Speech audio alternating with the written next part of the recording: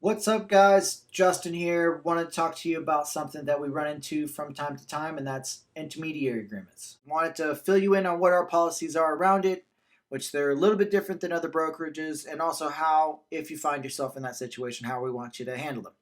So, policy wise, if you're the only agent in the transaction, we do not want you to be the intermediary. If there is a second agent that's with Texas Ally, that scenario is okay, but not when you're by yourself. There is a way to handle it though. If you find yourself in that situation, you would just represent the party that you're already working with. So typically it's a listing, you would only represent the seller. So let me walk you through the couple things that need to be noted. So specifically this extra document, either the representation disclosure, or this is one we've done and we've used in the past, is a notice of non-representation.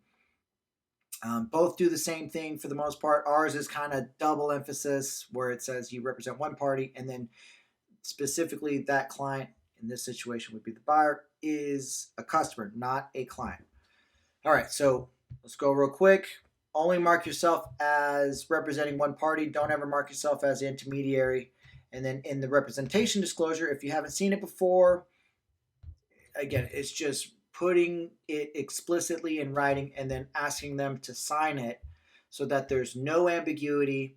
I know it sounds redundant, but I'm telling you, it saves headaches in the end. And not only that, we require it if you're going to find yourself in the situation where you're the only agent in the transaction. So, the most common situation, though I've seen it the other way, the most common situation is you represent the seller. So, this would be aimed towards the buyer. It's coming from you. You put the address in here and then mark yourself as either representing the seller or the buyer and then have them sign it. So that's simple. Always include that in your documents. If you do have any questions, feel free to reach out to me or my team and we'd be happy to walk you through it. All right, guys? Thanks.